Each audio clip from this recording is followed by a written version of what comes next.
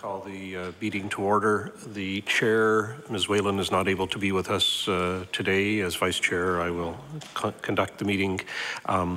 We're here to deal with the topic of broadband services in rural Nova Scotia. We have with us witnesses from the Department of Economic and Rural Development and Tourism. Welcome to all of you. We'll start by having the members of the committee introduce themselves to you. I would ask Mr. Ramey to start. Thank you, Mr. Chair. Gary Ramey, MLA Lunenburg West, and I'm sitting in for Michelle Raymond, Halifax Atlantic. Good morning, Matt Wynot, MLA Hammonds Plains Upper Sackville. Good morning, Clary McKinnon, MLA Pictou East. Hi, Zach Churchill, MLA for Yarmouth, filling in for Diana Whalen. Keith Caldwell, MLA Preston. Alan McMaster, MLA for Inverness. Chuck Porter, MLA for Hants West. My thanks to the members and welcome to Mr. Thompson and his witnesses. Oh, I'm sorry, we have other members here who should introduce themselves. Terry Spicer, Assistant Auditor General. Darlene Henry, Committee Clerk. Howard Lake, Department of Economic, Rural Development and Tourism. And I'm Ian Thompson. I'm the Deputy Minister of the Department of Economic and Rural Development and Tourism. I'm Nancy Flam, and I'm the Project Director for the Broadband for Rural Nova Scotia Initiative, and I'm with Economic and Rural Development and Tourism. Good morning. Thank you. Now we'll proceed. The deputy will know that our usual process is to invite the witnesses to make an opening statement. After that, we will turn to the three different caucuses in turn for questioning in tranches of 20 minutes, and then for a second round of about 12 to 14 minutes, depending on how things go. So I see you've given us your speaking notes, complete with a seasonal simile in the middle of it. I look forward to hearing it. Mr. Thompson. Thank you, Mr. Chair. So thanks for the opportunity. As you all know, the broadband network is complete in the sense that the umbrella and the framework is in place, and so it's something about which we're very proud. In 2007, we had about 200,000 Nova Scotians who didn't have access to fast, reliable internet service, and today that number is down to, well, now we have an additional 198,000 plus who have access to broadband. And the result is that Nova Scotia is today a global leader in connectivity, and it's true that our infrastructure is the envy of many other jurisdictions. As of the end of March, we have about 600 potential customers, 600 Nova Scotians addresses who are on the lists of Eastlink and Seaside waiting service. And that number, as you would imagine, continues to change as people are served and new people put up their hand indicating that they'd like to get service. So the number as of the end of March was about 600. We have, as part of our contract arrangement with the two principal suppliers, Eastlink and Seaside, we have in the case of Eastlink a holdback of $550,000 under our contract with them while we await the work, the completion of their work. And in the case of Seaside, the holdback is $1.15 million. From thinking about our own budget, from the perspective of the department and how much we contemplated spending from day one, we are on budget. In fact, we're a little bit under budget at this stage. So from that perspective, it's been that and many other perspectives, it's a great success. You'll recall that when this project was first defined and described and announced, it was announced as a $74.5 million project. Or sorry, 75.5, and of that 75 million, 19.5 was to come from the province of Nova Scotia, and as I said, that part is modestly underspent at this stage. 14.5 million was to come from the Government of Canada, and the balance of 41+ million was coming from the private sector. So that's how the 75 million was arrived at. Now, here we are a couple of years later, and Eastlink tells us that they have actually spent $29 million on their areas. So $29 million spent by Eastlink, and of that, $2.7 million has come from the amount that we had in our budget. So Eastlink has spent a great deal of money. In the case of Seaside, Seaside has spent $24 million. And when you think of the federal and provincial contribution to the Seaside network, that contribution is $22.8 million. The difference in the cost between the Seaside and the Eastlink and our relative contribution reflects a couple of things. One, it reflects the submissions that each of those companies made at the time of the RFP, but more importantly, it reflects the fundamentally different territory and areas that each of those companies, their service territory. So in the case of Seaside, the territory is larger, the topography arguably is more difficult. There was a need for more infrastructure than, because they had to put in additional infrastructure that Eastlink didn't. So that's the sort of explanation for that difference. Now, I know from the perspective of those of you who are elected members of the legislature that those customers who are remaining to be served are your highest priority. And Mr. Chair referred to the seasonal simile. Well, the biblical parable of the lost sheep, it did occur to me as I was contemplating this, and the idea being that we have succeeded in serving a massive additional number of Nova Scotians, and there are some who are not served. And so I understand completely why those of you who are in elected office would be most concerned at this stage with those people who are not yet served. And I don't want in any way to diminish the fact that some Nova Scotians are frustrated with the fact that they haven't been served yet, and from their perspective, the process is taking too long. But at the same time, I think it is important for us to reflect and to remember that this really is a visionary project for Nova Scotia. And if this was indeed an easy thing to do, others would have done it by now, but they haven't. In Europe, in the US, in the Caribbean, people are asking us, how did you do it? They want to learn from us because the truth is they haven't yet figured it out. Yes, it has taken longer, and yes, from a private sector perspective, they have ended up spending more money than they had contemplated. But as a result of this initiative, many more Nova Scotians are today able to engage with the world through the internet than otherwise would have been possible. As a result of this initiative, many more Nova Scotian businesses are able to sell more goods and more services in more markets than otherwise would have been possible. And as a result of this initiative, rural Nova Scotia is stronger than it otherwise would have been. As deputy, I'm proud of the ERD team that's worked on this initiative. Nancy Flam has been the leader. And along with our partners, Nancy and her team have faced many challenges, and undoubtedly many more challenges remain. This project was, we were not going into Walmart and buying something off the shelf. We were developing something and doing something that had never been done before. And this project is a success.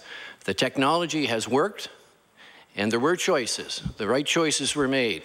The technology has worked, and thousands of Nova Scotians are today living enriched lives because of the access they have to the internet. And from our perspective, we have remained on budget. So those opening remarks, Mr. Chair, I'm happy to see where you'd like to take us next. Well, thank you very much. And we will turn first to the Liberal Caucus for 20 minutes of questioning. Is it Mr. Caldwell? Please. Thank you, Mr. Chair. Well, it's a great pleasure to see you here this morning this very important topic. And first, I'd like to state for the record that I think this is an incredible program that was undertaken, and one that should have been done years and years ago, but for the reason of technology, I can understand why it wasn't. But I want to commend you and your staff and any predecessors that worked on this for the vision to do this, because one thing, if you're going to attract businesses to Nova Scotia. In rural areas, this is one tool that they desperately need on an ongoing basis. I have some questions I'd like to ask. You talked about the funding for this, and indeed that you outlined that pretty well. And the money, so the budget, you were under budget, is what I can understand, provincially for what you put in. How much under budget? In the order of $500,000. That's nice to hear. Normally it's just the opposite. I agree. And the other thing I'd like to ask, at the time this was started, and I know this technology changes rapidly. I mean, it'll change today from what it was a month ago. Was there any technology that could have been better at the time that was available if it could have been delayed slightly? I'll ask Nancy to comment on that, and it was before my time, but I did have a good briefing on that, and I mean, you're right, Mr. Crowell, there's always, or Mr. Caldwell, there's always good technology on the horizon, and there were some who thought that there were better options, but we got the best advice we could, and we believed that the best chance to put in place the sort of program we were talking about, as easy as we could do it, that this was the technology to go with. And Nancy, do you want to? Sure. At that time, most was offered in Nova Scotia was DSL and cable. And the reason why we also opened it up to fixed wireless and explored that option was because it was a proven technology.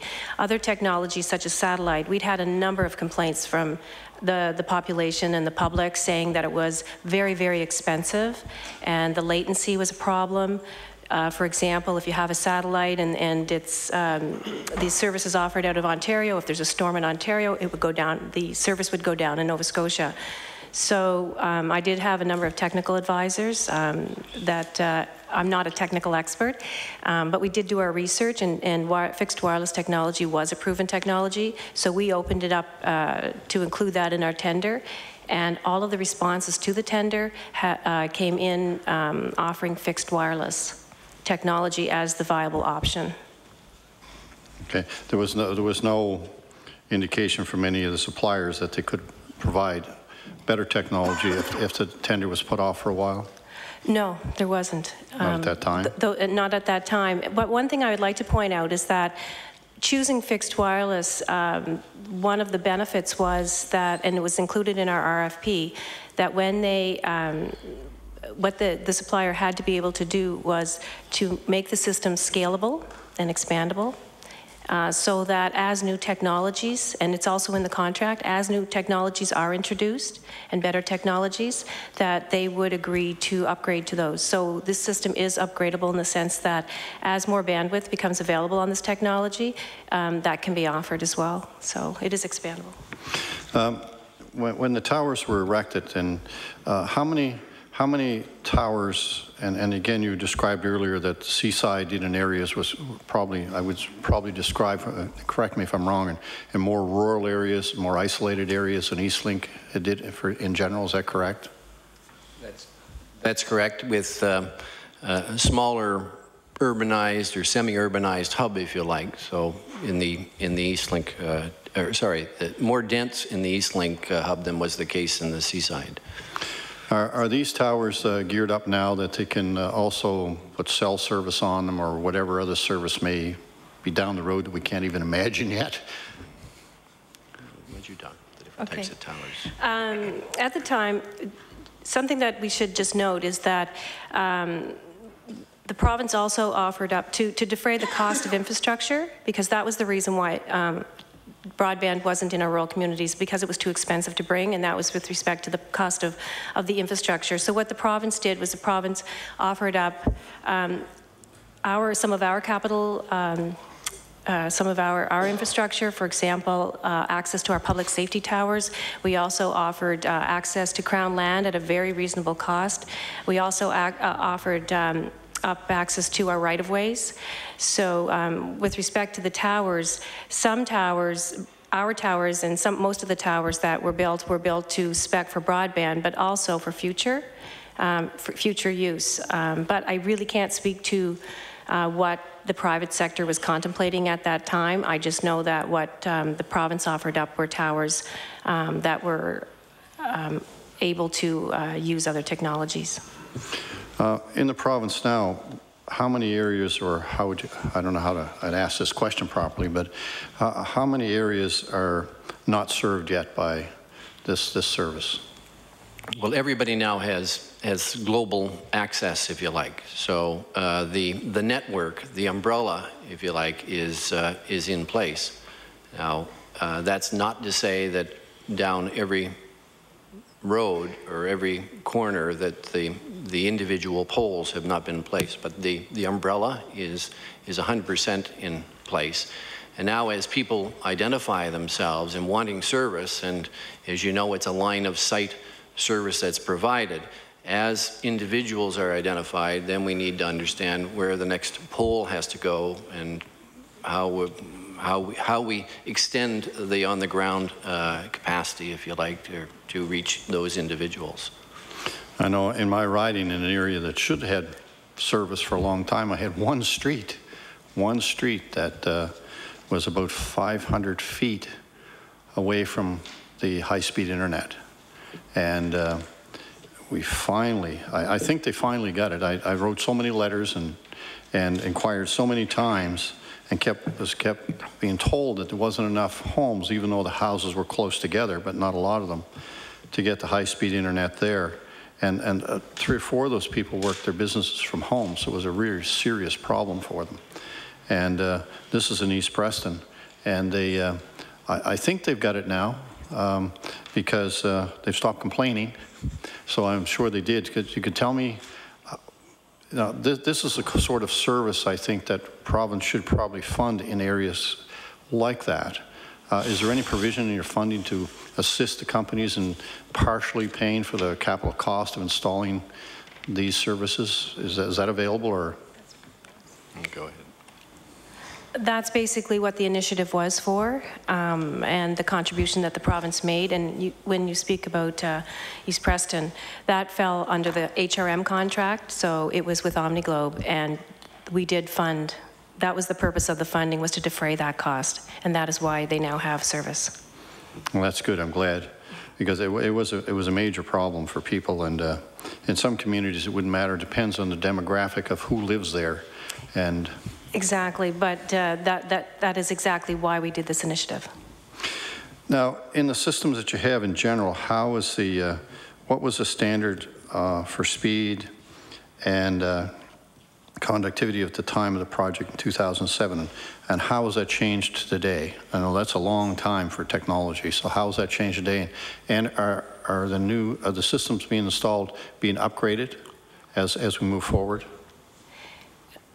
Okay. At the time, it's really amazing when you think that today it's only 2011. It's amazing that back in 2006, when we were building the strategy, 1.5 was the standard around the world for high speed. And that was like faster than light, and people were excited about that. Today, and I tell people it's interesting, as people are getting connected now, 1.5 is almost like dial-up to them. But the advantage that one of the advantages of this system is that it is, as I mentioned earlier, scalable and upgradable to accommodate higher bandwidth. And in some, I can't speak for the companies, but in some cases, the demand will now drive that. And the expensive part is already in place, the infrastructure. To add the equipment and change the equipment is more affordable. So in some cases, I believe that they have upgraded. For example, we had a couple of schools, actually 12 schools in Cape Breton that were underserved. And we say underserved because they had what they called T1 lines, so it was just a little over 1 meg. And here's the exciting thing about this project, is that Seaside stepped up to the plate and now and devised an opportunity to provide 20 to 25 megs to the schools. But because there was a contract in place, but Alliant was providing the T1 lines to those schools. And so because it was a contract, it became competitive. And so they awarded half to Alliant and half to Seaside. And now 12 schools before this project only had basic, I guess, 1 meg. Now can enjoy 20 to 25 megs of service, and at the same prices that they're enjoying here in Halifax, because they do charge more for higher speeds as you go outside an urban center. Yes, I believe my office now, it's 45 megs in my office, which is an upgrade from 15 we had a year ago. It's always changing. Yes, and that's positive. And one other thing that I've heard, and I would like this confirmed, that the under-ocean cable that hooks up to Nova Scotia has got the highest internet speed in the world connected to Europe. Is that correct? I believe so. Yeah. That wasn't part of this initiative.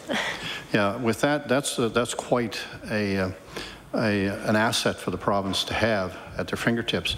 What has the province done to exploit that, to ensure that we can use that available power, I should say, to really push industry to come here, push maybe more better use of our existing companies that are in the technology business so they can utilize that and create more employment here?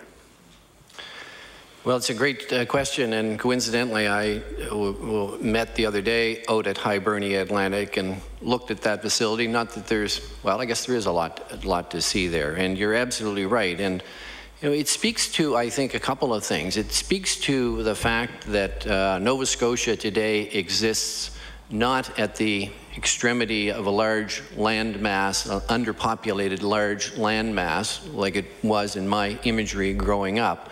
We don't exist in Canada, huge land and small population. Rather, we exist at the corner of Main Street and Main Street, between the two richest markets in the history of the world, when you think about Europe and you think about the United States. So our landfall position relative to that cable is of significance. You know, it's of economic significance, just as our harbors are at a time when the ships are getting so large. So this is a terrific asset. There is a company that I have in my mind that I know that's a European company, and I'm just not sure where we are now in terms of what we may have announced or not announced, but there is a company that is going to be locating here based on the fact that that cable exists. And I'll give you one other anecdote just to point out how significant this is. We had a meeting the other day with a large financial institution from the United States, and I'm not sure whether it's the circumstances in Japan or some of the terrorist activities or what it is, but he explained to us that in that company, they are actively looking now at dispersing their technology, their people, their head office. So the idea of having a big office in one location that's heavily dependent on, with all the key people coming to the same place and all the technology coming to the same place, that idea is being abandoned. And so they're looking for places that have some sophistication, have access, for example, to that sort of high speed and high capacity cable, and looking at places that have good universities, etc. So I think you're absolutely right. That is a great asset. And you know, 5 years ago, I think we had a surplus of bandwidth in the world, and that was the thinking. People who invested in that company in the first instance lost a lot of money. Those who have bought it at some cents on the dollar, I think, have made a terrific investment, and there's significant growth happening there now. Yes, I think it's an asset that nobody realizes we have, number one. And number two, I don't think that we've exploited it. Mm-hmm. Nova Scotia is strategically placed, as you know. So you can talk to anyone in Europe today, and you can also talk to someone on the west coast of the U.S. Mm-hmm. in the same day. And you're gone to work at 8 and gone home at 5. The Europeans can't talk to somebody on the west coast because they're gone home when these guys are just waking up. So it's a huge advantage for us in Nova Scotia, and especially in Nova Scotia, with that kind of technology available. And what has the department done to really exploit that? I mean, this, I think, is one of the things that we have in Nova Scotia I would probably compare it to having an endless supply of natural gas to every house in Nova Scotia at probably a cent a litre. Yeah. In comparison, how powerful this is, but I don't think people have any concept of what this can possibly do. Well, I think that NSBI does understand it, and the financial services sector is a key sector for us. And I know that when we, through NSBI, are overseas attending trade missions or visiting with potential clients, this is very much part of their agenda. The ability to, well, as you said, the time zones is an advantage, but the ability to move massive amounts of data relatively inexpensively and securely between Europe and financial capitals of Europe and the US is very much on their mind. You're probably right, there's more that can be done here. I think you're right that Nova Scotians perhaps don't understand the magnificence of that asset, and you're probably also right that we can be doing more, but it's not as if we're indifferent to it, for sure. I'm sure you're not. I know you work very hard to ensure that the economic growth of the province. And the other thing that I used to do a lot of business in the US and in Europe, and I find that Europeans like to work with Canadians. Sometimes they don't like to work with Americans. Not because they don't like our culture is very similar to Europe, and our culture is very similar to the U.S., which we're in a really good spot for that. And I find that Europeans love to work here. They'll come here and spend their money here. And I think that this asset is just another asset that we really can help with, and the wide area broadband that you put in place. I think those all go together.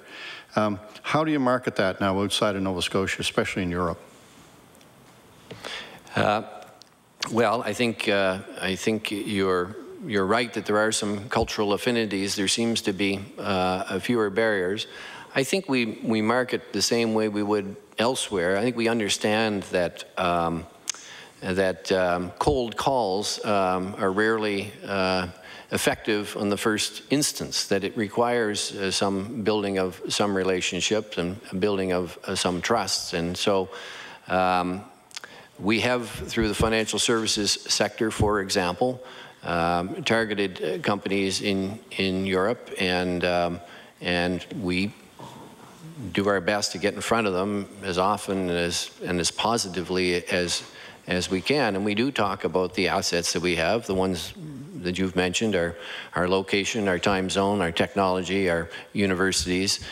So that story is, I think it is a compelling one, and what Stephen Lund will tell me is that if we can get people to visit here, come and see it, that the chances are that we're going to have some success with them. So we need to tell our story. Nova Scotia is on the lips of few people when they get up in the morning around the world. We're not top of mind, so we have to get in front of them and tell our story as actively and as persuasively as we can. That's a selling asset as well, because you're on the lips of everybody in the world. It means you got some kind of a major problem going on, like they have in Japan right now, or they had with 9/11 in the U.S. So I think that's a selling feature too. I know it's difficult to sell to companies that are established and they run their business the way they are. But I think that have you had trade missions? I know, or ways that you can sell this, or how do you direct your sales? And I know NSBI might be better at this because that's part of their mandate. But the department done to really sell this to outside the country. You're thinking about Hibernia Atlantic in particular, or? Yes. Want to add anything to that? No. Well, I think probably we have relied heavily on the owners of the company to do most of the selling for that facility, and naturally they have a vested interest in being successful, and we have made it known to them that we're enthusiastic about being their partners, and to the extent that they can identify customers or clients where through some involvement of ours we can help put them over the top and make them more successful, that we're enthusiastic about doing that. But I guess principally we leave the responsibility to sell that asset to the company, other than, as I've already said, making sure that prospective investors here know how well positioned we are, how strong the infrastructure is when it comes to broadband. Excuse me. The first 20-minute session is over. We're going to move now to questioning from the Conservative Caucus, and I would call on Mr. McMaster. Thank you, Mr. Chair, and I'd like to thank the department for giving us an opportunity to ask some questions about high-speed internet today. I think this was a great initiative, and it was actually led by my predecessor, the MLA for Inverness at the time, who was Premier Rodney MacDonald. And just for the record, I'd like to commend him for his vision on this particular piece. And they worked also with the federal government to provide funds to get Nova Scotians connected in rural areas. And no doubt it was because he was from a rural area, the area that I now represent, Inverness. And we know actually that high speed has been brought through Seaside Communications to about 1,100 households. And to put that into perspective, there's about 84 households in Inverness County, and that would be about a 13% market penetration. So it's quite significant when you think, 1 in every 8.5 households now has high-speed internet. So it was certainly something that I'm sure he had been hearing about at the time, and about the need for the service, and this initiative helped to make it happen. We know that what this means for the area, non-traditional industries, people who work, might be able to do their work from home. It means that they can now work in rural areas like Inverness County and other parts of the province, and that's important. And the internet has also become, of course, a big part of our personal lives. And I think Nova Scotians need that, and it's nice to see the government saw the importance of that and tried to connect people to the internet. We know the government's invested a lot of money in it. We still, and I think I should point out too, as we all know, I think the reason why people in rural Nova Scotia didn't get access to high-speed internet was because there wasn't a business case for it. And the companies that had been providing the service, we can't fault them for trying to be profitable, providing jobs for people and whatnot. And of course, people might be invested in those companies and getting retirement income from the dividends of the stocks. But I think it was the government had to step in and do something. Otherwise, we wouldn't have seen communities in rural areas get access to the service. So I want to commend the vision of the government for doing that.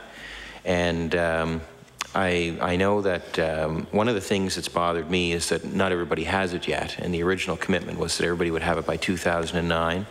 But I will say that when we've worked with Seaside from my office, they've been good to help us and help the people who still aren't connected to try to get them connected. And we appreciate that there are challenges sometimes to whether it be trying to locate a pole in a certain area, a repeater pole to carry the service.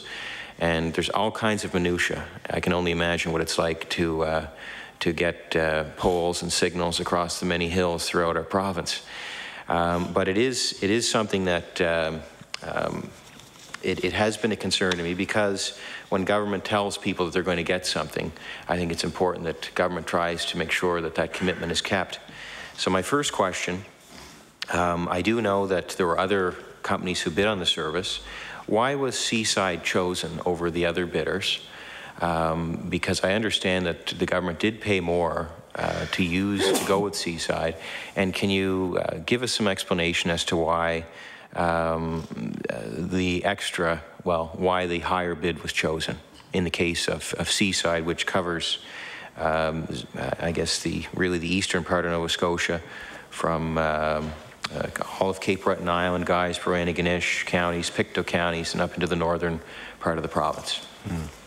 I'll ask Nancy to comment on that, but I will say that you're right to acknowledge the former government, and it's interesting to think now the legislature approved that initiative, which was a bold initiative, and we were the first in Canada to do it. And subsequently, the Government of Canada came out with a program to support rural broadband in Canada. And the paradox is that we are not eligible for support through that program because the government at the time took the initiative and provided the leadership. And I had occasion not long ago at an event to raise this with Minister Tony Clement. I was able to tell him the story, and you may be familiar with this story, about Deborah and Kenny Sampson and Little Lance K. Breton, who were in the bait bag business. And because of broadband, they're now online, and they're able to sell their bait bags online. And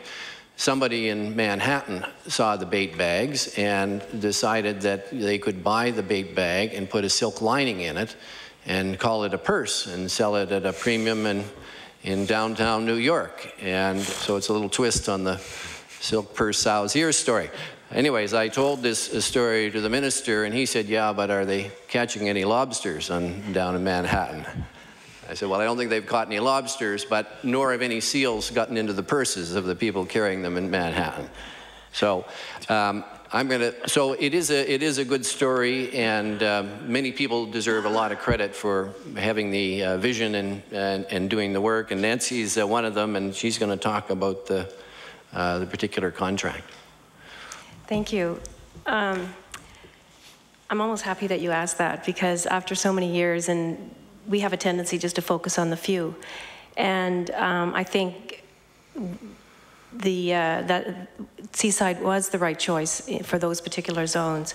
When we issued the RFP, we divided the province up into zones. And when we divided them into zones, it was based on demographics, such as salaries and number of people, etc.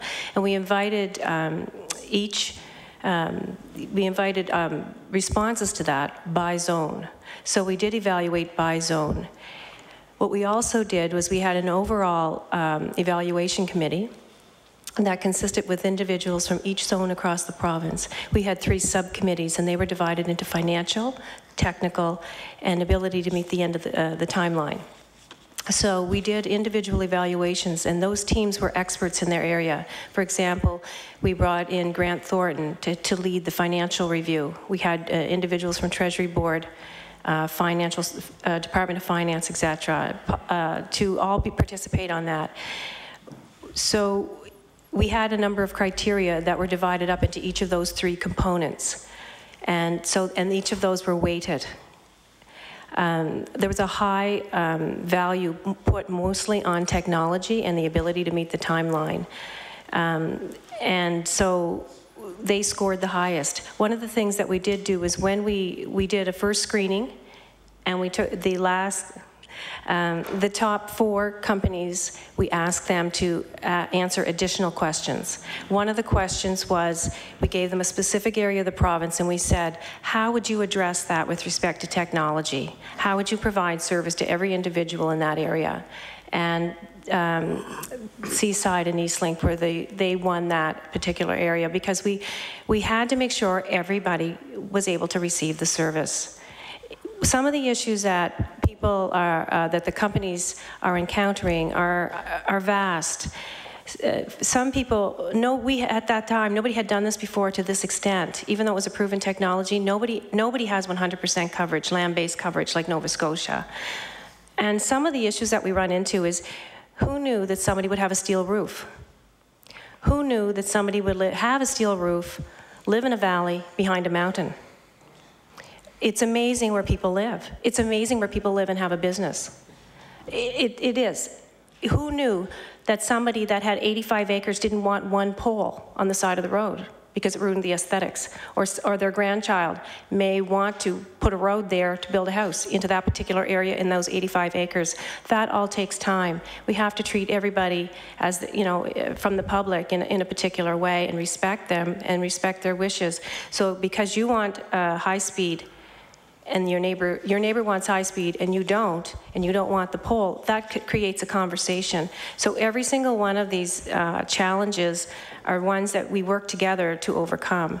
But Seaside and Eastlink were chosen for those on a very strict criteria. Cost was just one of the small factors. We were really truly trying to meet the timeline and trying to make sure that everybody could be reached. Excuse me, Mr. McMaster, just before you continue, I want to note that we've been joined by an additional member of the committee, the member for Truro, Ms. Zan. Please continue with your questioning. Thank you, Mr. Chair, and thank you for the answer. I guess one of the things that came up in some of my discussions when I was researching the issue, because it's been a significant one in my constituency, as I understand, there was another bidder who was using the same technology who was not promising 100% coverage, and they believed that they couldn't hit the 100% mark because of the technology. Why would we go with another company who's going to use the same technology who would claim 100% coverage and pay more to do it? Because they will give 100% coverage. And the other company we knew up front had already stated that they wouldn't. And our mandate was 100% coverage. So how do you award a contract at the beginning to someone who won't meet your need? Mm-hmm. It didn't make any sense. Thank you, Mr. Chair.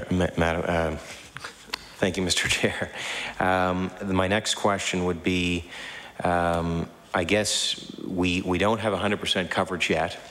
There's added cost, I suspect, to, in the case of Seaside, to try to provide that 100% coverage. Because they're still trying to work out through all the minutiae, as you've just pointed out, about getting poles set up in areas, addressing people who might have a metal roof on their home. Is this the reason why the government provided them with recently with a loan, and I think the government actually even took an equity stake in Seaside? Is this to try to help the company provide the 100% coverage, because there was $16.4 million in the form of two loans, a $7 million loan, a $5.4 million loan, and there was also a $4 million equity stake that would have been last fall that was provided to the company. I'm just going to answer the first part and then I'll turn it over to Ian. But just something that's a little bit confusing, I think, to people is that we do have 100% coverage. We don't have necessarily at this particular point in time 100% availability.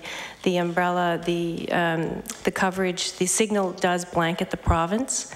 It's just that we have a challenge sometimes to reach up and grab the signal. But the loan did not reside with our group. Okay. And before turning it over to Howard, who has been responsible for that transaction, I'll say that yes, the private sector, the two largest companies, did spend more than they contemplated, and so we ended up in discussions of this sort. I'll just make clear that the equity investment that was made as part of this transaction was made in the cable company, not in the wireless company. It was part of the overall transaction, but I'll ask Howard to, since he's intimately familiar with that, to take you through it. Yeah, I'll try to keep it simple.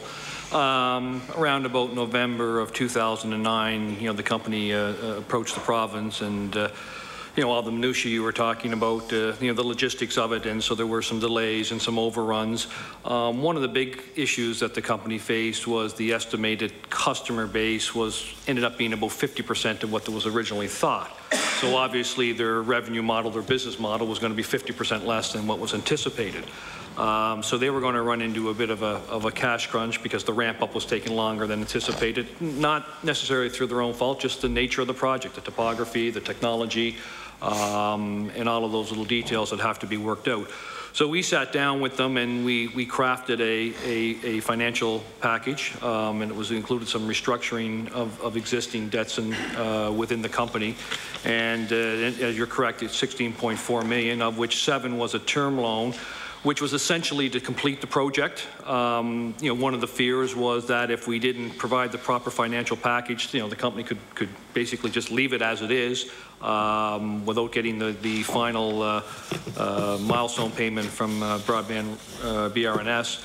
but we wanted to make sure that, the project was completed and it was a robust system so that it would be able to accomplish all the things that we were talking about earlier, the upward capability, the scalability, make it dynamic instead of static. So we sat down and we looked at it and we came up with the package. We recognized that the company was a little light on the equity side, so they agreed to invest some more money into the company as part of this deal. And also in regards to, we said, okay, well, it can only support so much debt because the customer base and the revenue base is less than anticipated. We made the equity investment in the sister company to flow into it. So it was all structured in a way to stabilize the company, to make it sustainable, to allow it to move forward, to allow it to make regular ongoing investments in technology, and most importantly, to be able to have the resources to satisfy all of the requests for those last mile customers that came forward up to that point in time, and that will continually come forward because, as Nancy has mentioned, the coverage is there. It's just now a matter of the people raising their hands that actually want the connection, and of course every one of those last mile ones are significantly more expensive than the bigger groups of it. Thank you. And I know all about the people that are raising their hands because we hear from them a lot, and I'm sure a lot of the other members of the legislature here as well. But I do want to say that the company has been good when we've worked with them to try to get those people connected. Is there anything we could tell people today? Because some people were hoping, they were excited when they felt, oh, by the end of 2009, we'll be connected. Is there anything we can tell those people that are still raising their hands about when we might be able to expect to have them connected to high speed? Well,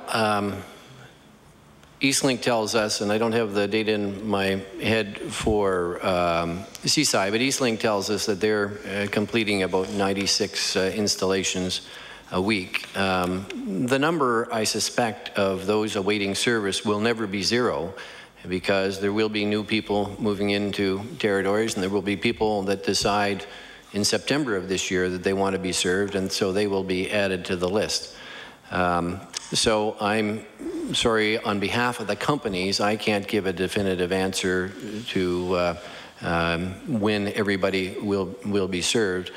The companies I know are working very hard, and we're working hard to encourage them to get this done, and so patience it continues to be required. Thank you. One of the things I think we've noticed, and something that I've kind of been hearing about is, and I'll just ask you today, have you seen that competitors for the service that's now being provided by these, by the companies that won the contracts to provide the rural broadband, have you seen that their competitors have tried to ramp up their service in rural areas? Sure. As soon as the contract was awarded, companies that hadn't been successful did try to pick off customers they thought they could pick off, and that certainly has been a dynamic, and it's a competitive marketplace, so yes. Yeah, and we've created that competitive marketplace through this program, which ultimately I guess is a good thing. Mm-hmm. And that was part of the reason that Seaside customer base, potential customer base, was reduced, because the competitors picked the low-hanging fruit, the little clusters that they could get at easily. Has that complicated the success of getting the everybody connected? Sure, it's made it, well, I'm not sure that it's complicated it, but it's made it more difficult for Seaside, for example, to hit its targets because it's in a competitive environment, and every customer that it wanted to get, it wasn't able to get. So in that respect, it's complicated. But from a customer's point of view, there's more of a robust marketplace than there had been before. So, thank you. What about the speed, like the quality of the service? Can you give some give us some perspective of how it compares with high speed in other areas of the province, and also going forward into the future, because we know that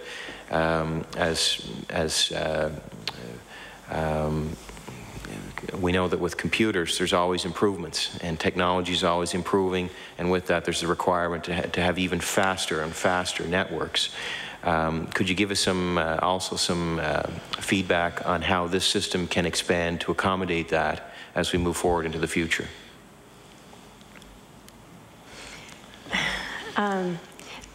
Excuse me. As I did mention earlier, is the system, the fixed wireless system, is scalable, which means, and upgradable, which means that you can add more what they call repeater or extender poles. You can also upgrade the equipment to accommodate more bandwidth. So, and as well, from the quality of service perspective, it's the same. People that I talk to, someone had said earlier, people stop calling when they're happy. I haven't really heard from very many people that have been happy, and I only hear from people who are unhappy, and I haven't heard from anybody that was excuse me, unhappy. So I think, and any of the testing that we had somebody go out and actually test the quality. We have somebody on staff, a broadband project officer that monitors the contract and checks for quality of service, and he was very pleased with the quality.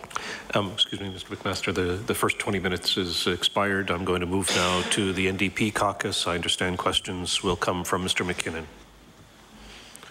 Thank you very much, Mr. Chair. I'm just delighted to have you here this morning because this broadband initiative has been so important to my constituency of Pictou East, very large rural area, and the fact that someone today, a real example, can edit books in the beautiful East River Valley with a river flowing through the property and move here from Toronto to do that. Those are exciting, exciting things.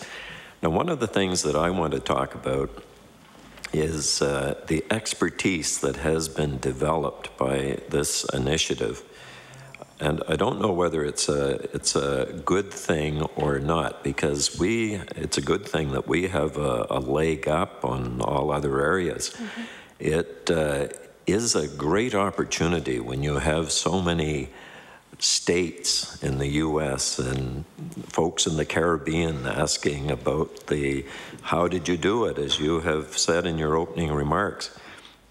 And I believe that there is a tremendous opportunity for the technical people to go into some of these areas and help those areas out in gearing up. Are we doing anything to look after some states? You think of perhaps Virginia and some of the rolling hills and what Seaside has been able to do in Cape Breton and in Pictou East and other areas that have a lot of hills and dales, and you get servicing into an area like Pleasant Bay or Ingonish or Bay St. Lawrence or Broadway in my constituency, or Lagan or Barney's River in some of these areas. So are we doing anything to try to move this forward? Or is it better that we have the expertise and other areas don't? But I think they can. I think other areas will want to move into the field for sure and try to get 100% coverage. And one way or another, eventually, states and countries will try to move forward like Nova Scotia has done. So I think there's a tremendous opportunity there. Some comments, please. I'll be happy to start and then ask Nancy to comment. Nancy has been in contact with many jurisdictions on this subject, but I think you've raised two topics. And anecdotally, by the way, I heard a story the other day of a person who's down in Shelburne County who works for a major U.S. fashion magazine, and but she and her husband, he's interested in boat building, and she's a fashion magazine editor, and they've chosen to live in Nova Scotia. It wouldn't have been possible absent the broadband. But you've touched on two things. One is relating to Nova Scotians leveraging this advantage that we have, and I think this is now our biggest challenge. So we with the Government of Canada and the private sector have invested significantly. We have created an asset which gives us a competitive advantage.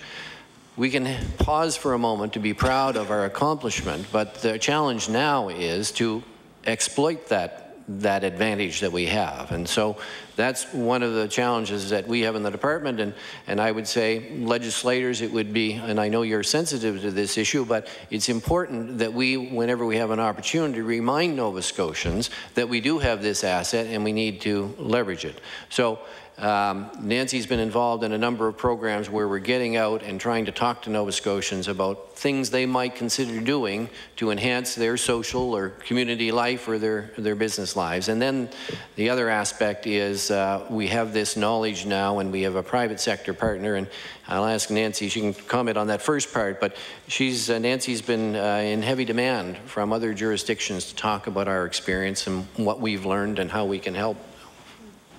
Thank you. Thank you so much for acknowledging that. I'm very proud of the project that our team has done and completed and is almost there. We all knew it would be tough at the end, and we will be there till the end. But yes, I've been very blessed and to be invited. I haven't pursued it. They've pursued me. Invited to speak in London to a group of 14 African countries on how they can use fixed wireless as a tool to bring broadband to their communities. I've been invited to the National Association of Counties, which is made up of hundreds of counties across the states.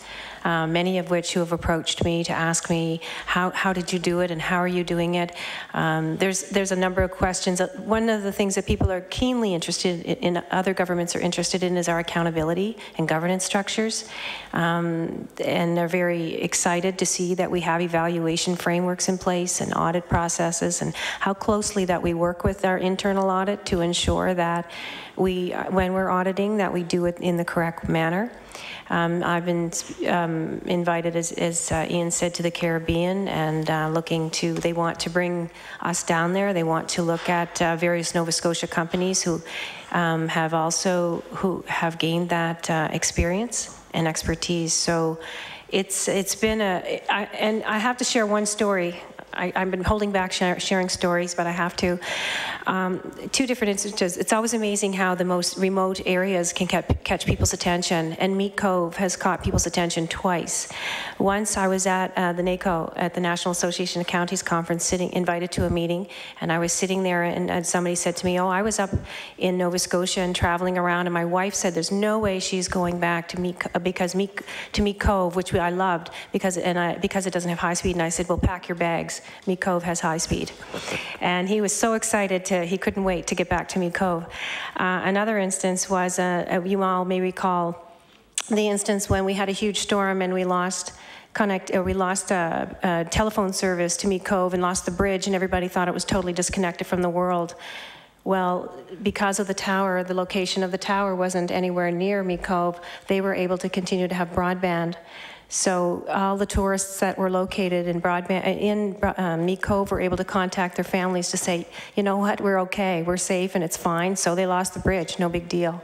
Also, our emergency measures organization used the CAP site as their mode of operation. And so World and Life continued in Meat Cove because of broadband. So these are the stories that people are hearing from as I go out and around the world. We have a number of vignettes on our website, which we point everybody to, and that's what's bringing attention. A gentleman from Cisco who also presented at one of the national NACO conferences with me sent me a note not too many months ago. I love your vignettes. Everybody's seeing Nova Scotia around the world because I use those in my presentations. So we are getting recognition for our foresight. And yes, you do it. That's the thing about being first, is that you do sometimes have to work through the wrinkles to get to the end. Thank you very much for that. I'm very glad that staff is being asked to go elsewhere and so on. But I'm wondering about the opportunities that there are for our engineering, technical people and so on that are working with the companies to actually go and make some money for Nova Scotia by providing the expertise directly to folks in other jurisdictions. They've actually been participating with NSBI on their trade missions, and they've They're also being invited. Some of the providers, for example, Nova Communications has participated in actually the same conference I did in the Caribbean as a separate. We don't point out any specific company, but companies on their own can join the trade missions and have been, I believe, experiencing success. Has Seaside and Eastlink been encouraged to participate? Encouraged? Would you answer that? They certainly are welcome to participate. I think they've probably had their hands filled, but there are companies that Nancy has alluded to that are very excited and have been intimately involved in this project and are traveling some of the places that Nancy's going, and some of the jurisdictions with which we're meeting, they like to see government there, and they like to see government and the private sector working together. It gives them some confidence when they can look to Nancy, for example, and have some confidence that we've thought through some of the public policy aspects of this, some of the auditing sorts of initiatives that Nancy's alluded to, and at the same time have somebody right there who knows the technology intimately and is prepared to work on this together. So there are good, Mr. McKinnon, private sector opportunities that are coming out of this. Well, thank you very much for that. I just thought that the actual providers, and I have to pay a tribute to, and I think Parker Bars Dunham is in the gallery today.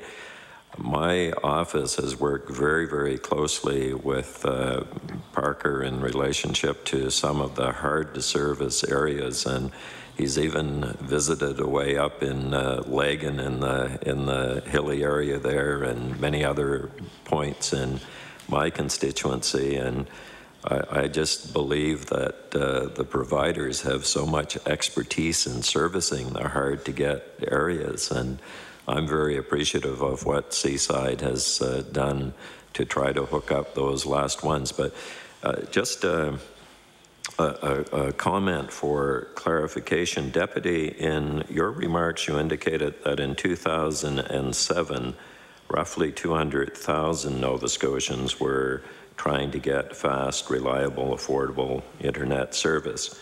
And today, more than 198,000 additional Nova Scotians have the availability. Now, having said that, it kind of looks as if there are 2,000 still out there, and that's not the case, because as of March, you used the figure that 620 customers in hard-to-reach areas are awaiting service. So I just wonder about the difference here between 2,000 and the figure of 2,000 and the 620, because I believe it's the latter that, and probably a lot less than the 620, because you're talking March. You're right. That was macro numbers. The 600 number was plus or minus a dozen as of March 31st, and the companies continue to make progress.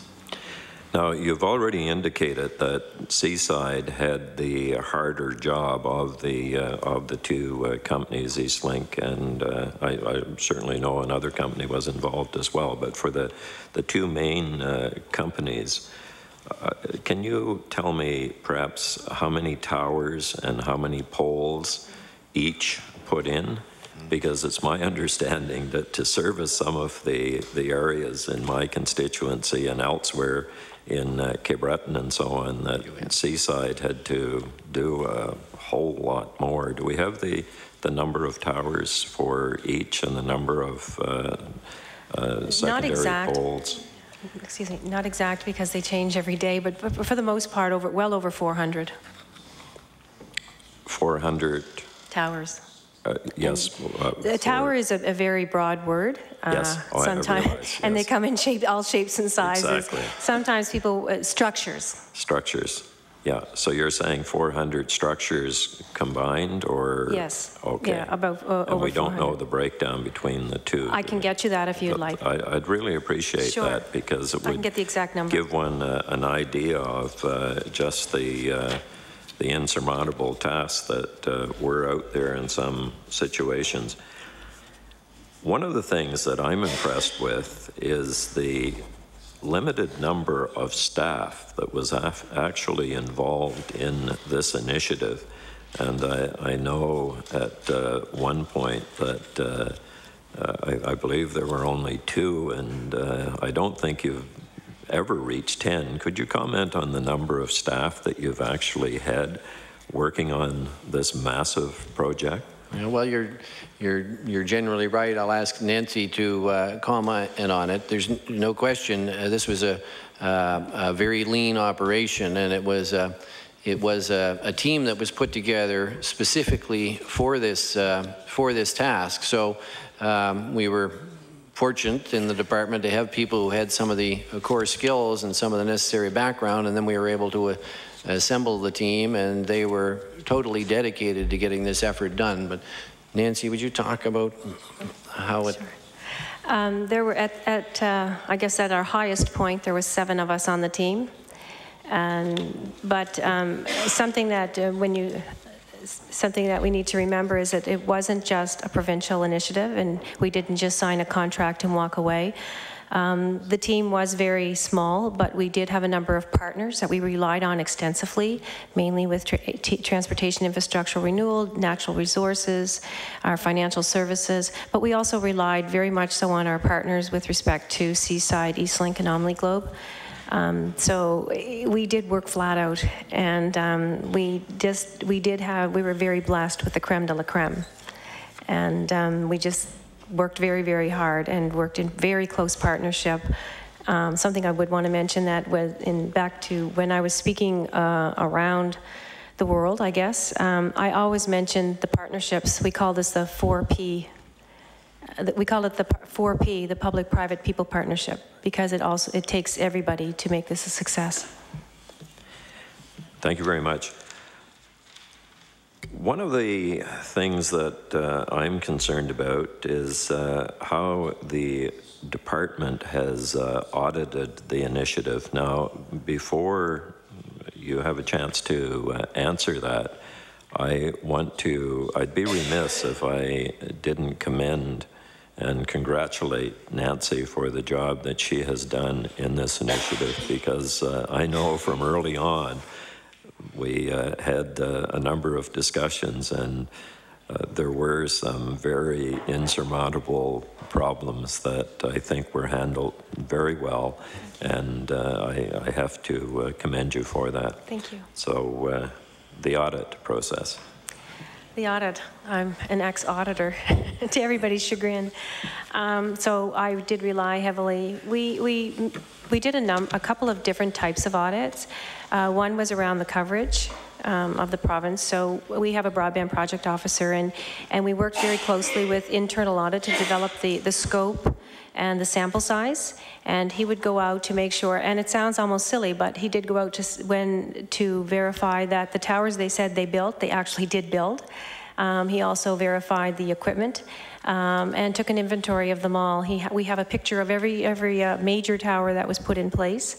And so we so we know that what we paid for actually exists. He also did a quality of service audit where he went around and actually tested the signal to make sure it was there. So, so we can make sure that we actually paid for what existed. We also have engaged Deloitte & Touche to do a compliance audit. And they have relied on the initial work that Gerard, our broadband project officer, has done. And the report isn't in, but conversations, you do have a lot of discussion back and forth between the auditor and yourself. And with respect to financial, it looks like we will have a clean audit. Mr. Chair, to Nancy, you mentioned your audit background. I understand you have a law background as well. Is that correct? No, I have my master's in public admin. Yeah, okay. I knew there were other credentials involved there as well. I've heard something about a coverage audit. And what does a coverage audit actually mean? The coverage audit means that the number of towers, what you would do is you would look at the engineering plan, and they would say they have a number of towers. So we actually would make sure those towers are in place to provide the coverage. We would also, we would look to the tower, make sure that the coverage that they say they get by that tower, then we would actually go out with a signal and test to make sure that the signal exists. So when we say we have 100% coverage, we know we do, because we've actually gone out and tested it. You were also involved with a high-speed future program. What did that cost? And could you elaborate a little bit about that? Absolutely. The cost of the program was very efficient. We're so blessed to be able to draw on the infrastructure that already existed. The budget for that was $28,000, but we came in under budget. I'm kind of a penny pincher that way. So it came in around I guess it was around $25,000. And the objective of the program, what it was to go out to the communities before and during to help communities realize the potential. And so what we would do is bring together all the various leaders within a community. It could be the educators, the healthcare, it would be chambers of commerce members, board of trade. So it was a good cross-section of a community. We would bring them together and lead them through a process where they would identify within themselves, what they want to see in their high-speed future. And as a result of that program, and so it was basically sort of asset mapping, looking at their strengths, identifying their opportunities. And then as a result of that, what we did was we recognized as they were going through this program that people were coming up with some pretty great ideas, but they had no ways of funding it. So we did a couple of things. One, if you look on our website, you'll see that we help them identify funding sources, or potential funding sources that they may want to tap into, and we would help them with guidance with that. The other thing we did was we offered a program called Building a High-Speed Future. And each of the communities that participated in Planning for High-Speed Future submitted some of the ideas that came out of their sessions or workshops. A couple of them was, I won't go through them all that were successful, but one of the key ones that I'd like to point out was from Victoria County. They wanted to look at video conferencing and as a way to address climate change, save costs, travel costs, etc., a more efficient way for meeting out in our rural communities. And they identified an application. They used it not only for Victoria County, since it was such a success. They were able to train a number of businesses to use it, communities to use it, and the success of that has now been moved across the province. We're using it, Department of Energy is now using that application, WebEx, to provide training to individuals across the province. We're also using it in an upcoming event that we're having next week. And what we'll be doing is broadcasting through WebEx across the province. So anyone who has high speed will be able to participate in this event that we're having. So that's just one example of a great idea that came from our communities, and that was identified through Planning for High-Speed Future.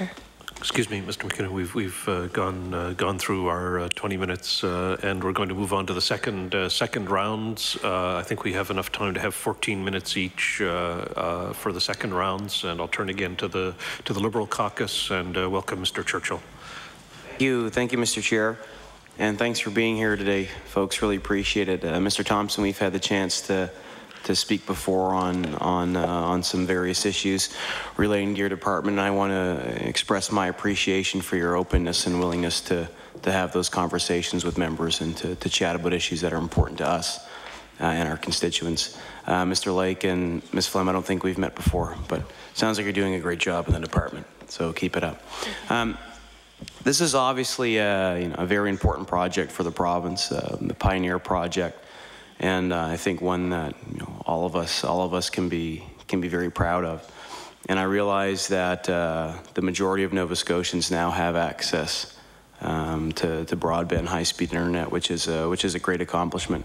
I am going to ask again about the number of folks that don't, because last I heard, I believe there were some in my constituency that were without access. And I realize that there's the umbrella is covering 100% of the province. So if the umbrella is covering 100% of the province, why wouldn't all all areas have availability to that service? Is it just because of towers and structures that need to be put in place, or why is that? As I said, there's about just over 600 that are waiting for service. In that instance, it's mainly due to topography, the challenging topography in some instances because people have steel roofs.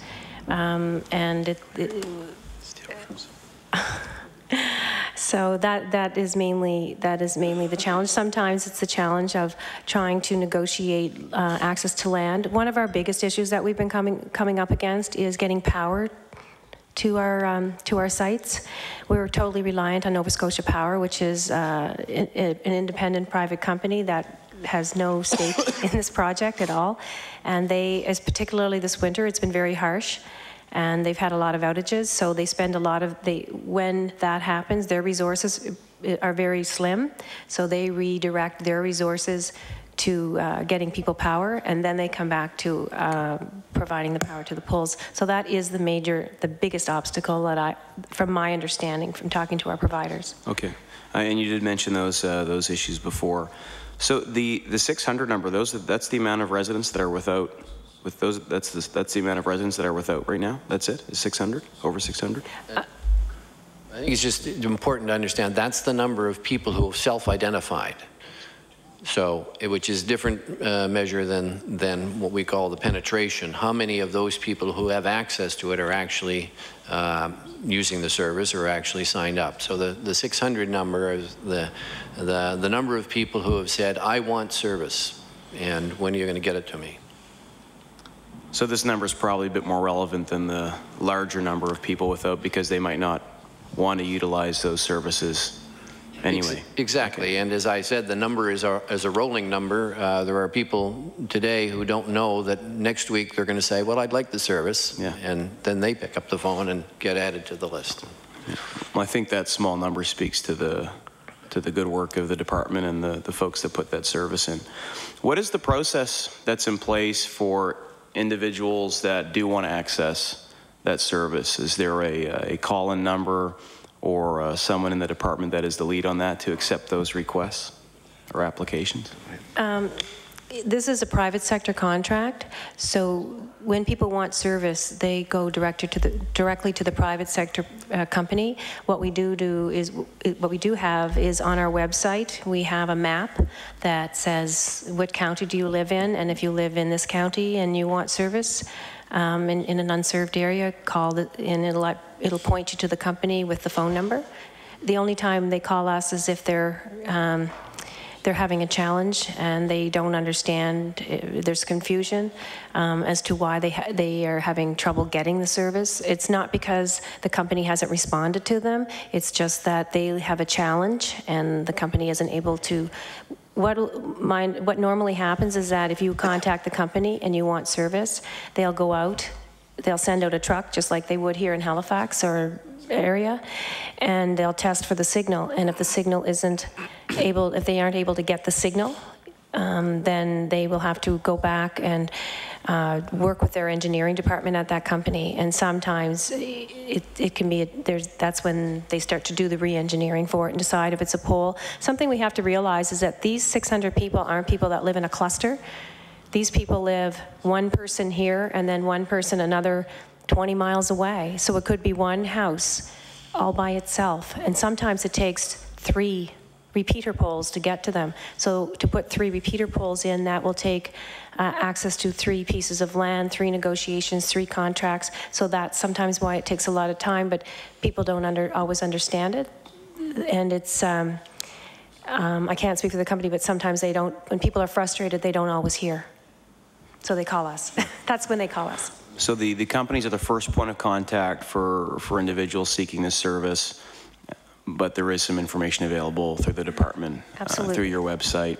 And through us. And as members, we can direct them to that information if they wish to access it. Yes. Excellent. Now, as we mentioned before, technology is always changing, and you know, we never know where we're going to be probably 3 weeks to a year down the road. So if it does become the case that, or when it becomes the case that broadband is perhaps an outdated technology, is there an ability to quickly convert that that technology into something else, a more modern technology or anything like that? Is there an ability to do that when the time comes? I guess I don't think that's necessarily in the next few years, but down the road when that happens. The technology that in the RFP, the responses to the RFP we required, and it's also built into the contracts that that the infrastructure or the excuse me the build, the network build, excuse me, the network build was to be scalable and upgradable, and so yes, it definitely has that capability. Wow. If I could add, Mr. Churchill, while I can't speak for the business model of the companies, I think that from my perspective, the prize for Eastlink and Seaside is less about the 1.5 megabytes that they can sell, but rather to secure that customer relationship and then be in a position to continue to upgrade and continue to sell more and enhance the service. And the client relationship is probably in the first instance not that profitable, but once secured, then obviously there's opportunities to sell more and to do more and deliver greater value. And the companies hope that will happen, and from our perspective, we hope that will happen, that more Nova Scotians will get more engaged in some of the virtual simulation type businesses and ways to communicate with people around the world that we could have only imagined 5 years ago. Yeah. No, that's fantastic news. I have some questions about the towers in particular. Are they, and I guess I don't know the difference between the structures and towers, but the towers that I think are providing that essential umbrella service, are they single purpose towers? You mentioned that they might not be earlier on in the presentation.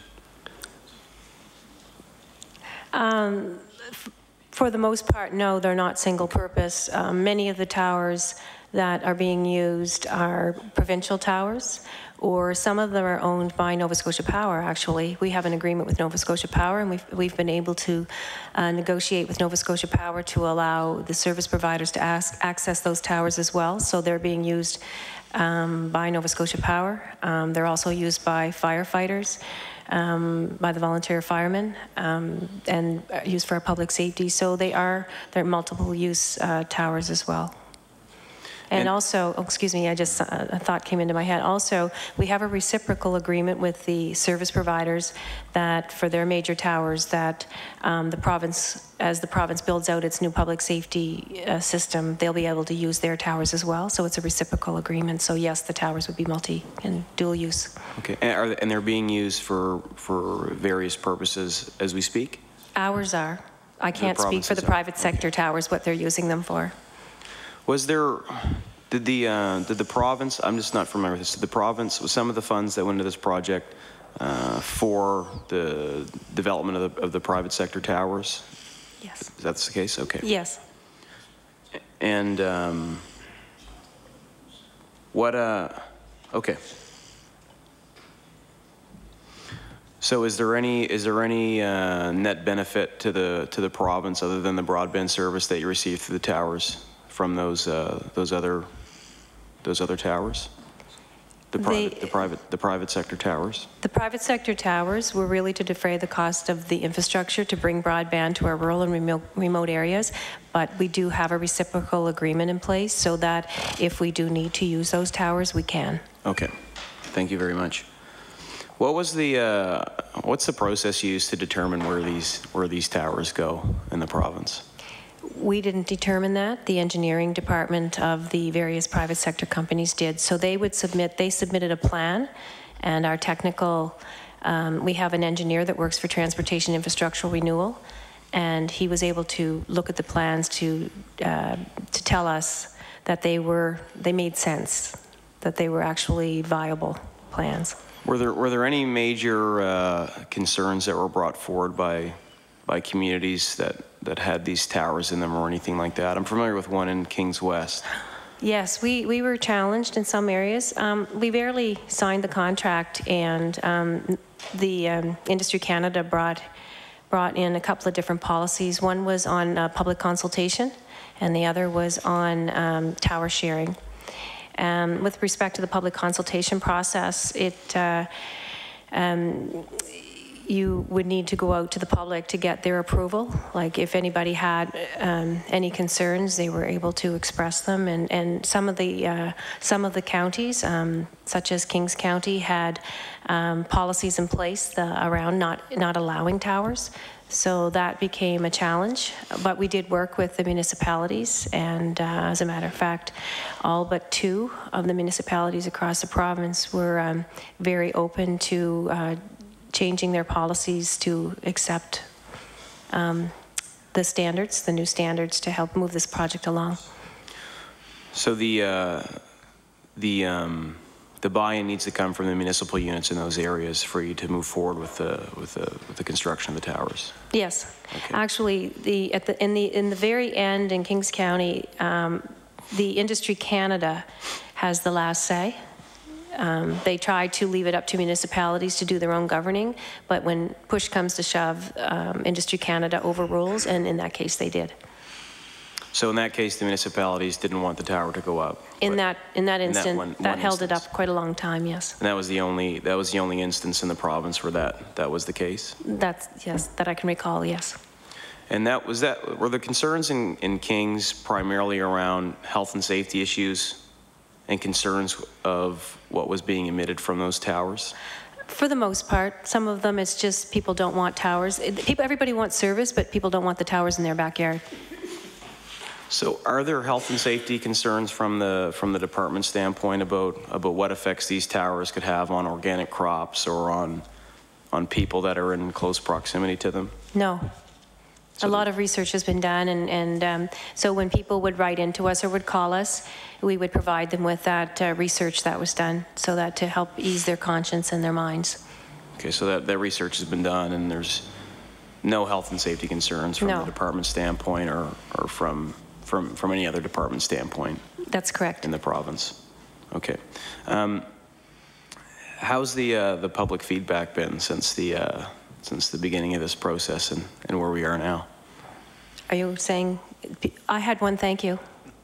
Yeah, perfect.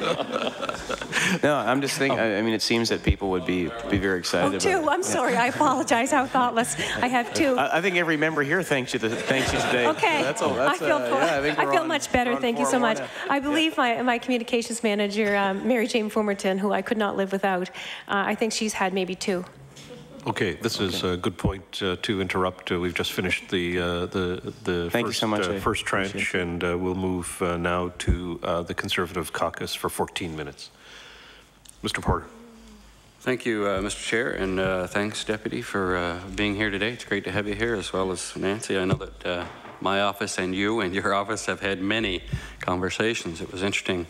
In your opening comments, Deputy, you spoke about 600 people still being without service, and I felt some days in the recent past that 599 of them belong to me, and I'm sure many members have felt that frustration as well. And the initiative, I will agree, has been a fantastic initiative for this province. We are leaders. There's no question about that when it comes to this. When I look back, and I was saying to Alan a few minutes ago, I think one of the mistakes, if you want to call it that, was ever putting a date on it, not knowing what we were really getting into. Because when you do that, people have very high expectations.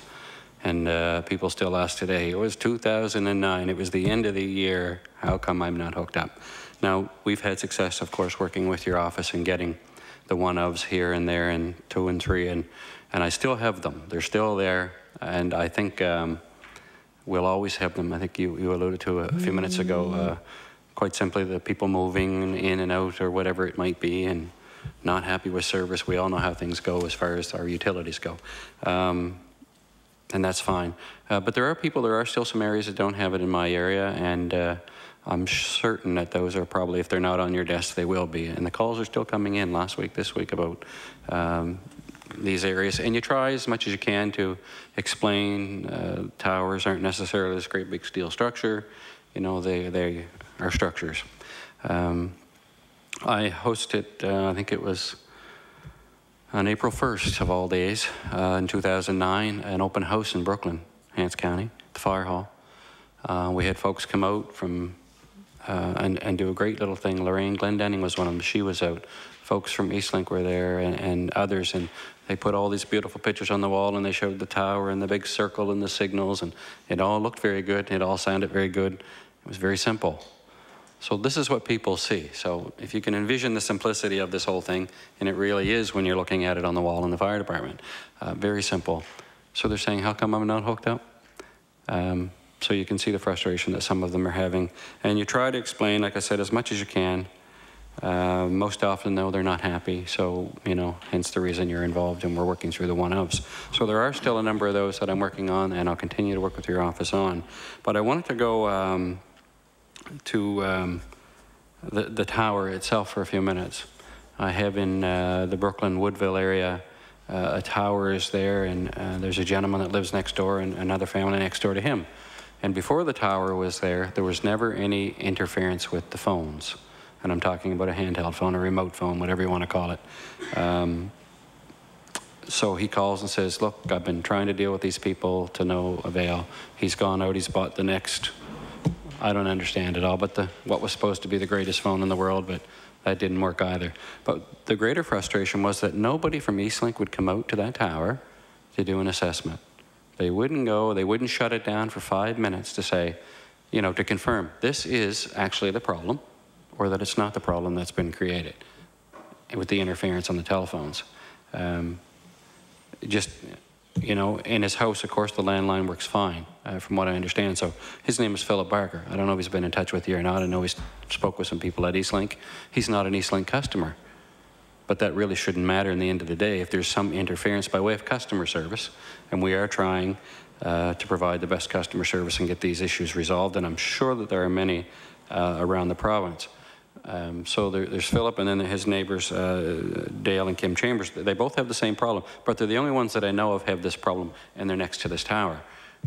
And he's called and he said, look, come out to the tower, shut it down for 5 minutes or whatever it takes, and say that this is creating the interference. But no, we don't want to do that. You know, for a couple of reasons. One, will everybody be without internet? Well, when the power's off, everybody's without internet anyway. Is it that big a deal? Probably not as big a deal as some people might think. I know you don't want to take your service down, but you have to take your service down at certain times. There's maintenance, there's whatever. But this would seem like a rather simple thing to have done that we have still, to this date, and this has been going on since last fall, by the way, we have still not made any headway in this. So when I see today that we're under budget, $500,000 under budget, quite simply, it would be two things. One, we would send somebody out there to shut the tower down to say that this is or is not the problem with your phones. We did not create it, it's something else.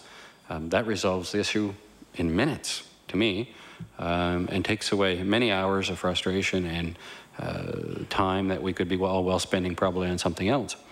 And the other would be, if there's money in the budget to resolve issues, the minutiae, as has been referred to, why would you not go out and buy the 2.4 gig, which I guess, or whatever you call it now, is the greatest level of phone that is supposed to overcome this, so he's been told, and supply them to these two homes, and done, your problem is over, and maybe you end up with an Eastlink customer because he's happy with the customer service.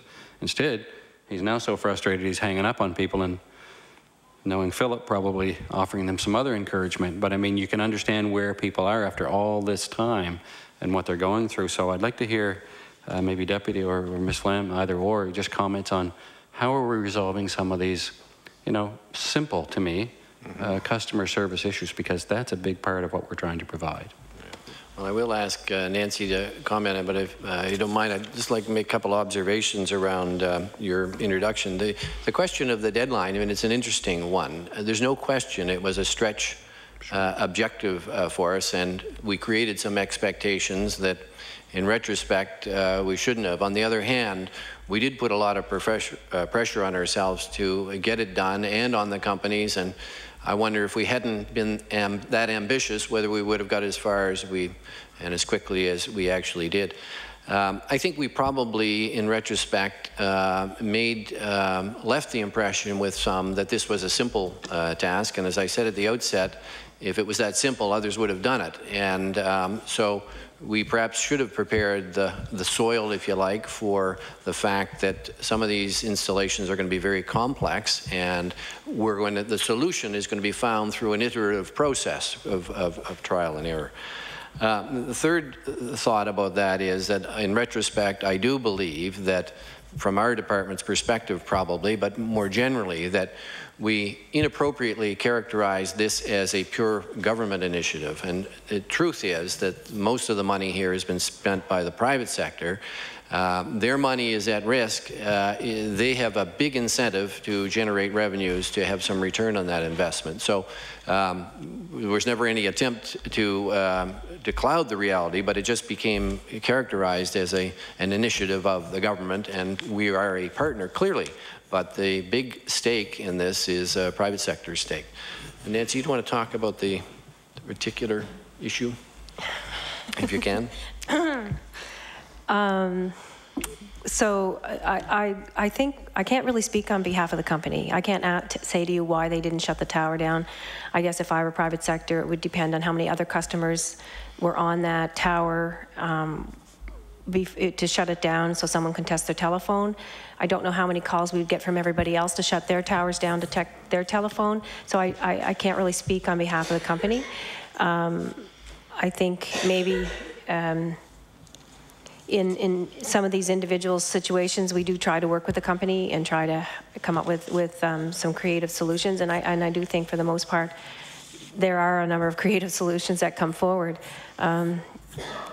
This particular one probably is being handled by somebody else on my team, but it doesn't mean I shouldn't know about it. I suppose we can think of a way to take his phone and take it someplace else in the province and check it, but I don't know if that's what we want to be doing, because we would probably have hundreds of calls from hundreds of people saying, can you check my telephone? And so these are challenging issues, and we do need to think about our resources and how we deal with it.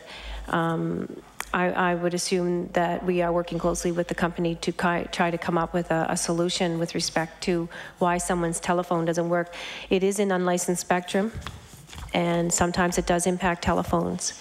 And we did know that, and we do, if we don't have any information on our website, then we should probably make sure we put that up there to tell people what a lot of the older phones don't work when you have fixed wireless in the same spectrum, because it is unlicensed and a number of things reside there.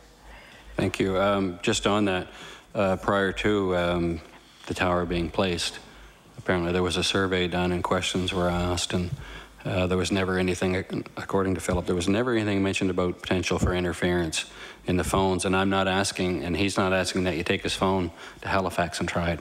I guess what he's saying is shut the tower down. He walks out in the air and picks up the phone, not going anywhere, but doing what he always did, making the call, and clearly he has a signal. And then we know that that issue has been created by the tower. The other thing with shutting the tower down, or maybe not even shutting it down, but coming out to assess the tower, is there something there by way of radio waves or whatever it is that's being used that's creating the interference that can be adjusted to resolve that problem as well. But simply by nobody coming out, that automatically creates a huge headache, and it's very poor by way of customer service, and that's where it's at. And I know what you're saying with regards to the financial piece, Deputy. You know, yet we only invested a couple of million, but I can tell you it doesn't matter. The simple fact, as a taxpayer in Nova Scotia, and my constituents, and I'm sure many constituents in the province, would say, we're still involved in this project. It was a government initiative. Taxpayers' money is still being spent. Doesn't matter if it's 100 grand or if it's 100 million. They see it as their money being spent. They expect something in return for it. And, you know, that's sort of where we're at in this particular case. Most people are very good, don't get me wrong, but there are people who have now for 6 months or more experienced this frustration, and they are reaching the maximum frustration level. So, you know, again, it's very, to me, it seems very simple. It's, if you want to provide good customer service, you do whatever you can. And I think that, you know, East Lincoln, most businesses in Seaside are all very interested in customer service, because there's something to be said for that. It's the future of your business, you know, and customer growth and everything else. And there's great potential in our area for customer growth. And I'm not promoting one over the other, but I think it's important to provide that customer service. So I'm looking for direction as to how am I going to assist my constituents? And yeah, there's only a couple, but they matter to me. They're my constituents. They are my priority. Doesn't matter if it's 1 or 100. I'm trying to do, and I know that you are as well. Nancy, we've worked with you, as I said, one-on-one, and Dan has many times. So, we're trying to resolve the issues one by one if we need to. That's fine, as long as we can get them resolved. So I want to know what I got to go back and tell Philip and what I need to tell Kim and Dale. You know, they're wanting to know, what are we going to do? Nobody wants to help us here. It's interesting that Mr. Lake is here, and if I'm not mistaken, you're representing Seaside, is that correct? No, okay, I just wondered. It may have been valuable to have a representative of Seaside and Eastlink at the table today, but maybe we'll see that in the future, I don't know. But anyway, to my question, and I know my time runs by quickly here, so I'm just wondering, what direction am I going to give Mr. Barker and Mr. and Mrs. Chambers? What's that? Can we facilitate a meeting? Yeah, I suppose, yeah, as the deputy suggested, we could facilitate a meeting if that would suit you. We don't have any control over the towers. We can't ask a company to shut down their towers. We don't have that power. So there's nothing in the contract that says, even though there's a government invested in it, and this is just where I wanted to get clarified, actually, you have no power as a government to say, look, there appears to be an issue out there. We help provide this service, but we have no say in the contract as to where it's going. Is that well, we can't clear? We can't direct a company to shut down their service. That would not be, that is not in the contract to ask a company to shut down their service. So what about assessing the service, Nancy? Pardon me? What about having someone go and assess the service? So there's an issue at that site. We could have somebody go and assess the service. Okay. We can do that. Because we haven't even been able to accomplish that.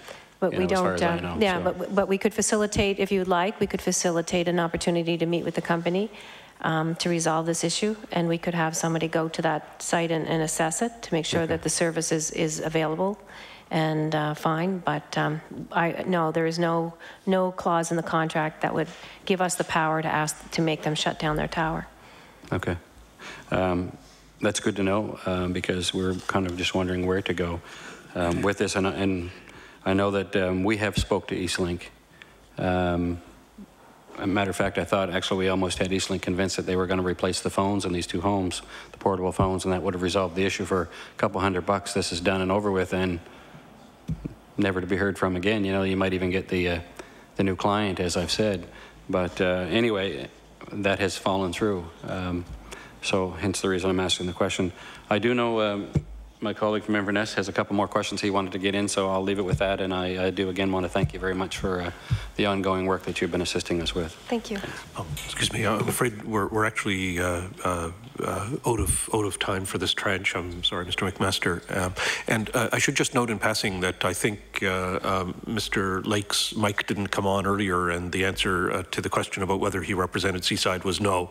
I want to note that for the Hansard record. So we move now to the NDP for 14 minutes, up to 14 minutes of questions. We have Mr. Ramey. Thank you very much, Mr. Chair. And I've got I guess a question and a couple of comments, if that's okay. First of all,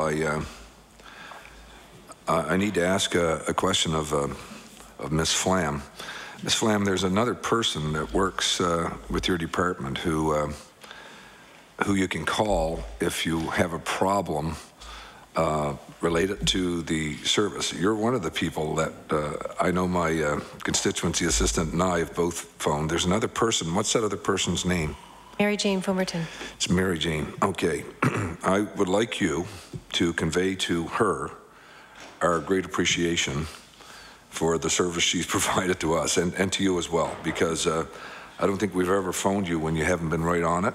And I can tell you that's very much appreciated. We have many people in rural Lunenburg County building properties on remote lakes, and we're surrounded by drumlins.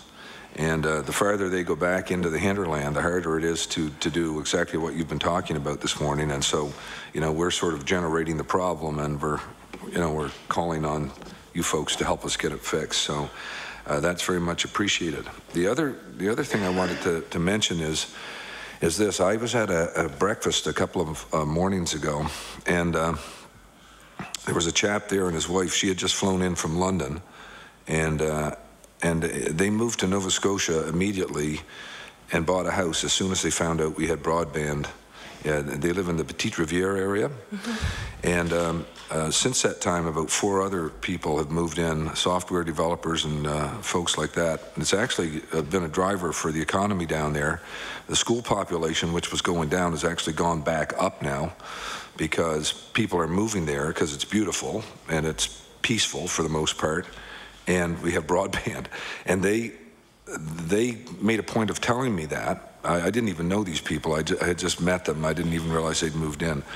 I guess what I'm trying to, the point I'm trying to make about that is I think, in relation to what Mr. Thompson was talking about a little while ago as well, that perhaps there should be a, an ad that talks to some of these people and they explain why they came to Nova Scotia and what they like about it. And one of the things they'd be saying they like about it is the fact that we have broadband.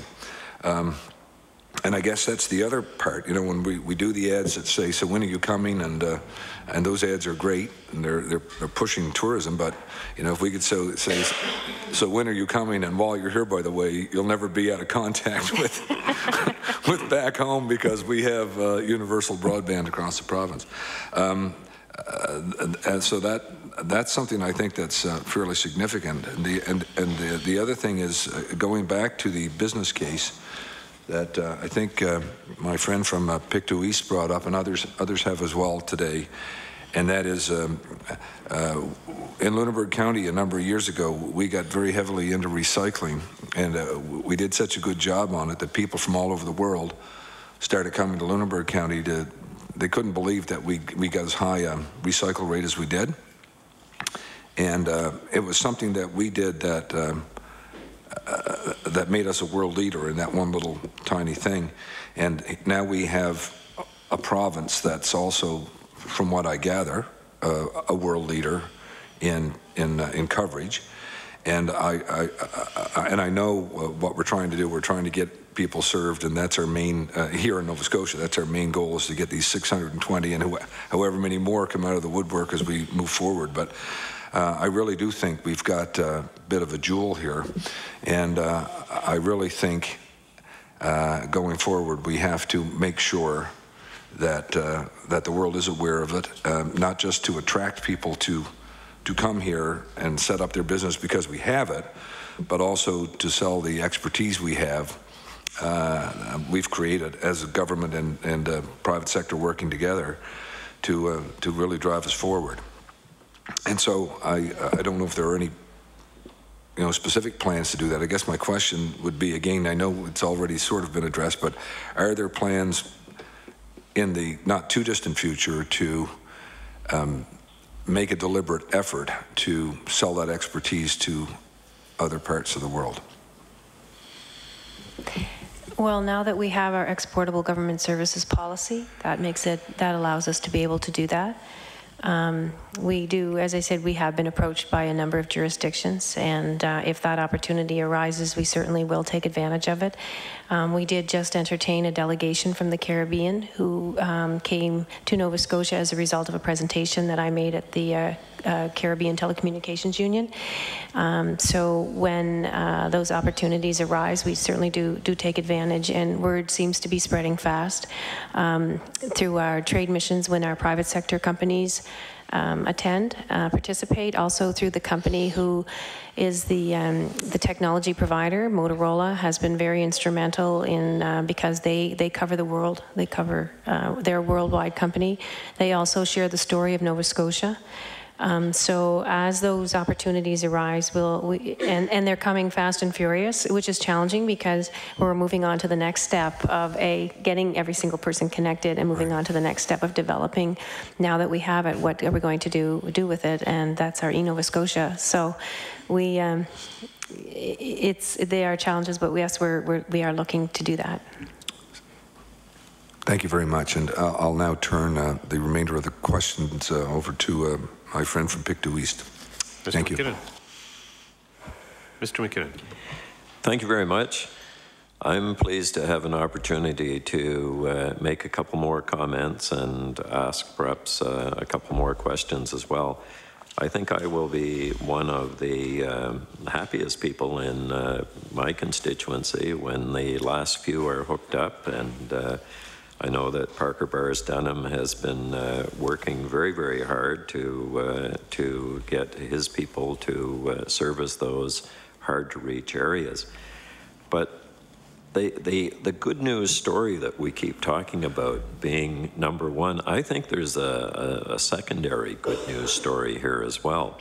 And that is a project that has gone over the time period that was forecast. And the fact that you're still under budget from a province is just amazing, because everything that runs over a time frame, a schedule, is in fact usually the complete opposite, where you have a large overrun in expenditure. And I guess there's a good news story too, in the fact that some of the towers owned by the Department of Transportation and Infrastructure Renewal were used by Seaside, and I believe something like somewhere between a $500,000 and $750,000 was paid by Seaside to the province, to TIR. Is that correct? And what was the exact amount? Do you know? When we negotiated, initially when Seaside submitted their plan, they were going to build all their own towers. But then as we started to negotiate the contract and had discussions around using the towers, and they were going to have free access to the towers, from a time perspective, it made sense that they would take advantage of some of the towers that we were using and we were building. And as part of the negotiation, it was agreed that we would only pay them for basically what they used, so that that would be accommodated as part of the price. So Seaside did pay money to TIR. In other words, we reduced the milestone payment through a payment to TIR, and that was, I can't remember the exact amount, but it was around $670,000. Thank you very much for that. Did you hear anything from the companies in relationship to delays this winter, and actually last fall as well? We've had so much wind, so much heavy rain, and in some cases, some parts of the province, very, very hefty snowfalls. And that must have been difficult for the companies, because there were times when crews just couldn't be out there working. Was that something that you heard from the companies about? Absolutely. We work really closely with the companies. Ever since day one, we recognized that it was a partnership, and we tried to, we did have a clear understanding of that. So that was very helpful to hear from them, and actually we hear from the communities as well. So when people who are hard to reach are having challenges, we do tell them, we do friendly remind them that there was a storm last week, and that did have an impact, and that they lost power, and that Nova Scotia Power has been redirecting their services. So it's, we do have conversations about that, and we do try to keep that in mind as we're going forward and monitoring the contracts.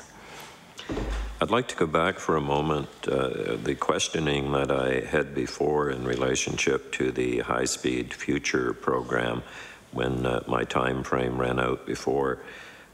How many communities do you know did you actually get into, and the number perhaps of the people that you dealt with on that? Because I hear some good reports on the work that was done, and I think you went into a number of communities. You mentioned Victoria County as one, but there were other areas that you worked in. Do you know the number? There was approximately 16 communities, and one thing we have to remember is that communities are defined differently. So the size of the area that we called a community, like sometimes we would include Pictou as well as Pictou County, and maybe as far as New Glasgow. Other times it was as small as just Caledonia. So we had about 16 communities, and around, I think it was over 100 people participated. And do you know how much that program cost? For the planning for a high-speed future, the building. Planning for a high-speed future was just over $25,000. For building a high-speed future, we had a budget of $150,000, and we had expended approximately $128,700. And of course, we do everything efficiently. There were 3 communities that had similar projects in similar areas. So what we did was we worked with those 3 communities to combine their projects, which made it a stronger, more viable project, and that's what reduced the cost to bring it under budget. Now, I don't know if we have time for this or not, but Can you tell us how the government money was used and sort of where the government money came in and where the companies put in the monies and so on? How it That's worked? sort of a hard one to break down, but it's something that would be of interest, and maybe if we don't have time, it could be supplied to us, just the framework on who did what, because I'm not sure if we fully understand the roles of the government in relationship to the companies. Okay, the province made, and the federal government, they had, their combined contribution was towards the cost, to defray the cost of the build. So that would include things like towers, project management, engineering, those types of costs. So it would be direct costs. We also, there was additional funding that were to build, and I believe it was about 900,000 to build new towers for the province, with keeping in, and the reason we decided we would invest in those new towers for the province was recognizing that we would have a new public safety system coming down the road, so it was dual use. So it became more efficient to build it now at this time, anticipating that we would also have another use for it in the future. So we also invested money in upgrades for the towers, for the transportation infrastructure renewal towers. So again, we worked very closely with that. There was a small amount towards admin. And of course, we had earmarked about $1 million to go towards including in that admin was what we called our change management strategy, planning for high-speed futures, some e-marketing seminars for business, some liaison and development work. So that was basically the breakdown. And perhaps we could end on another good note. I understand that there's an e-Nova Scotia event coming up on April the 26th. Do you have any comments in relationship to that, to get a little plug in for it, perhaps?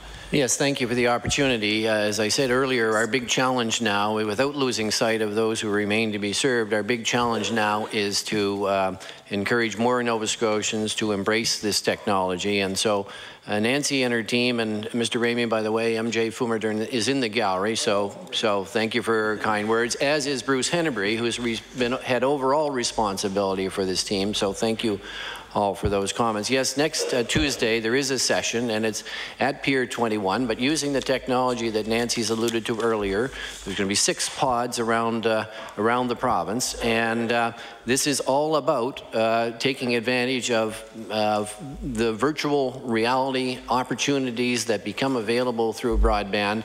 Nancy and her team have attracted world-class speakers to come and talk about how we can use social media to, as I said earlier, strengthen our businesses, our communities, our social lives, and the strength of the province. So there's a lot of attention being directed at that conference next Tuesday, Pier 21, with 6 pods around the province, and naturally you can go online and participate in the conference that way. Thank you. Job well done. Thank you. Our time for question and answer is expired. I wish now to see if the deputy wants to make any summary comments. If so, this would be an opportunity. Okay, thank you very much, Mr. Chair. I think I really just made my summary. I appreciate the opportunity to be here. We appreciate the thoughtful and positive way in which you've entered into the discussion. We always come away from these sessions knowing more than when we came in, and we appreciate the support, and thanks for speaking favorably about our team and the successes we've achieved here to date. Thank you. I thank you, and I thank your staff for being here, and I just want to note that there was one request for additional information, that is specification of the number of towers by area of the province, and perhaps also by company. So if that information could be sent to the committee clerk at your convenience, that would be very helpful. I will note for members of the committee that we meet next a week from now on the 27th between the hours of 9 and 11. The topic will be the Department of Justice on the maintenance enforcement program. Mr. McMaster, did you have a point? Thank you, Mr. Chair. I was just wanted to call to attention, there was some information requested from the Public Service Commission and after their recent meeting with us, and we had looked at a timeline of about 4 weeks to get that information, recognizing that about 2 weeks would be too short and wanting to give them some extra time so they could assemble the information. I think we're about 4 weeks since we had that meeting, and if we could, if we haven't received the information, perhaps we could ask the department to forward it along in recognition of the timeline that we had agreed to. Yes, that's a good point, and we can send them a reminder. Thank you for that. If there's no further additional business, we stand adjourned. Thank you very much.